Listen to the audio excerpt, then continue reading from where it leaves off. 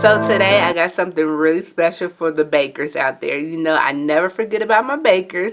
I know I'm supposed to be cooking healthy food, but every now and then I cook for other people. Everybody's not on a healthy journey. Everybody wants to live their life to the fullest. So I have an upside down pineapple cake. Now it's going to be somebody special because it's not going to be me making it, but I'm actually showing someone how to make it. So I'm going to do an overview.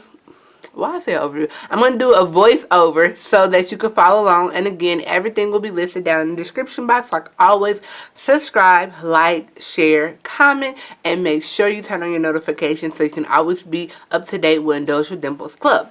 And again, if you have any suggestions, please leave a comment down below because I am here to take them. I can cook what you would like to cook, or if you're just not for sure and you don't know how to follow the recipe, or you have something that you want to learn how to cook, your girl's here to help you out. So follow me in the kitchen, get your notebooks, your notepads, your tablets.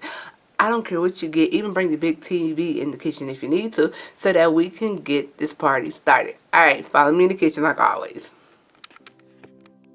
Hey guys, right now I'm going to be showing you with my mother in the kitchen doing everything, a pineapple upside down cake. So these are the ingredients we need. We need real butter, unsalted, pineapples, vanilla, and Duncan Hines cake.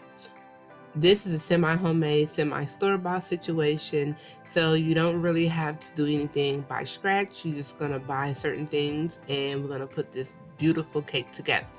Now, what you want to do is actually start out with one of your favorite pans. The pan that she's about to show you is a family pan. It has been passed down from my grandmother to my mother, and I think my mom's going to give it to me because she keeps leaving this pan at my house.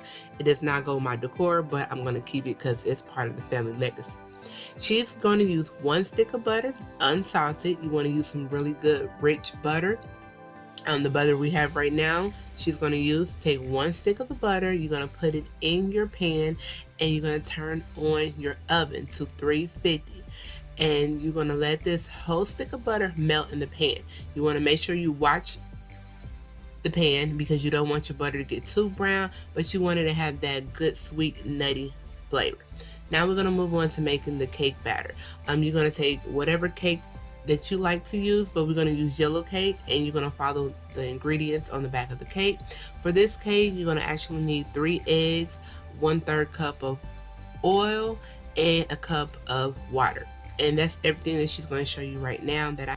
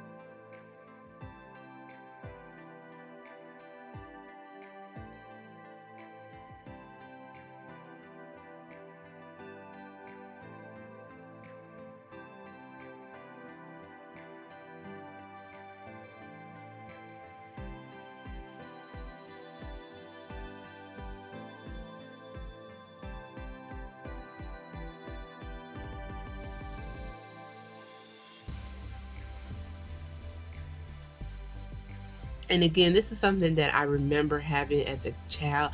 My great grandma used to make it. My grandma used to make it. My mom haven't made it in a while.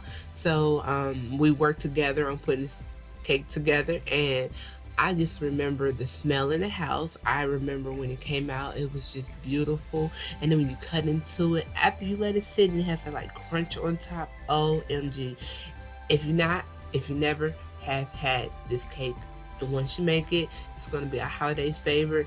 We do not eat this cake year round, and this year I had a little slither of this cake because it just brought back the memories, and my house smelled like Christmas. And yeah, I know I love the Christmas smell.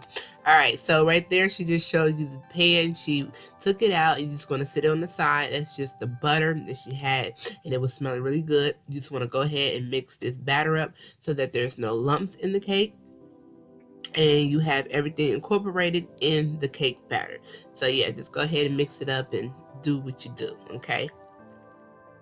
Now she has the pan, she let the butter cool, and this step is very important. You want to make sure that you do not pat down the brown sugar. If you pat down the brown sugar, you kind of going to mess up your cake. So this is where we come into making the layer for the upside down pineapple cake. Take your brown sugar, you want to crumble it in the pan over the butter, and you want to make sure you do not pat. Listen, do not pat the brown sugar down. You just want to make sure you cover up all of the butter. And at this time, you can multitask because she's going to actually open up the can of pineapples. We went ahead and got crushed pineapples, but traditionally you see the sliced pineapples on top. And you still want to do the same method. You want to get a colander and drain it because you do not want the pineapple juice in your cake because that's going to make it more moist, and you don't need all that.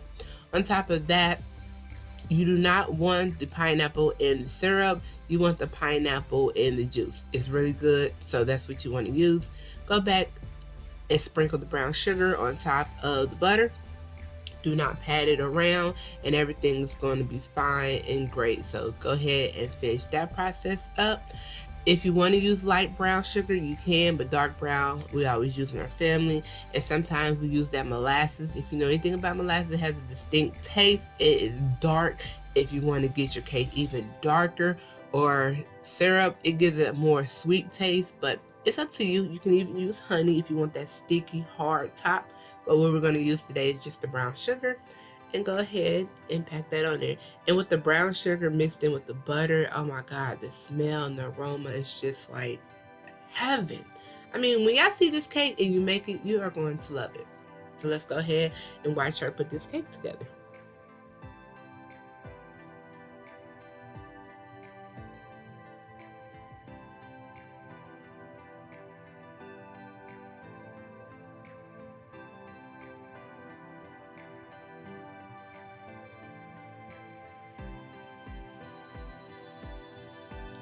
Alright guys, at this point you just want to make sure you drain all the juice out of your pineapples, and this is the third step to layering the cake. You do not want to pack down any of the crushed pineapples or the sliced pineapples on your cake.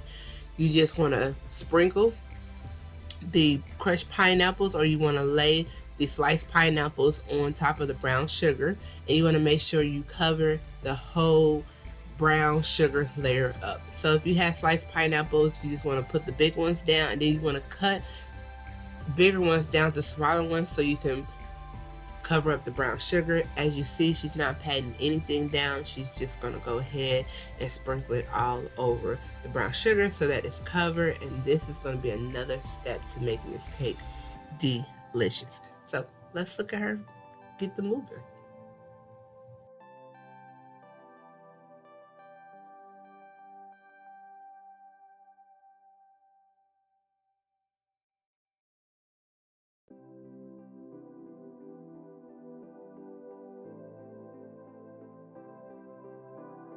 Alright guys, look at that. She did not pat anything down. So we have three layers. We have the butter, we have the brown sugar, and then we have the pineapples on top. Look at this. This is looking delicious. So now you just want to go back and get your batter.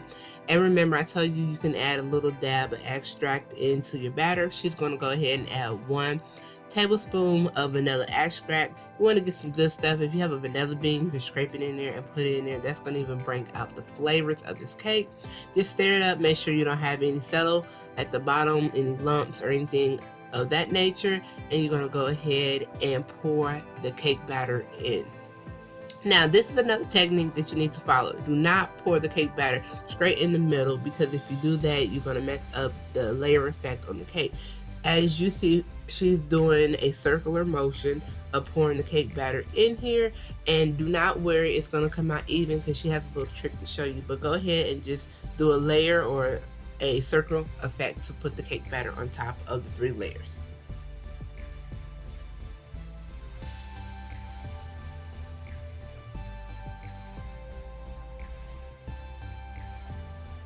Alright, as you see, now this is a trick. It's not even. So what you're going to do, you're not going to bam the cake on the counter, you're going to actually give it a shift, shake, shimmy like she's doing right now, so that the batter is going to layer over the cake and it's going to be even distributed out. And at this time, you want your oven on 350. The cake is going to bake for 35. Check it, and then come back 45 minutes. Do you not see this? She took it right out. She let it sit. She flipped it over when she took it out the oven and took it right out. Look at that golden brown sensation on top. This cake is looking bomb. Now you want to do is let it sit for about 10 minutes. The top is going to get hard. It's going to be good. She's going to cut into this cake and show y'all guys what it do. This reminds me of my childhood. I love this cake. But you know I'm on this new healthy kick, so I cannot be eating this cake. And maybe next time you'll see me even taste a piece of this cake is around Christmas time, but whatever. So if you like this, make sure you like, subscribe, share, turn on your notifications, leave a comment down below. And as always, every Sunday I have something uploaded for you, but I didn't want to forget my bakers because that's what I started out with, baking. Look at that cake. Oh my God. Kisses, baby. This is perfection. All right, guys, until next time, please be a part of the notification and join Indulge with Dimples, because all we do is have good flavors and taste. Semi-homemade, semi-store-bought, brought to you all with love. Peace.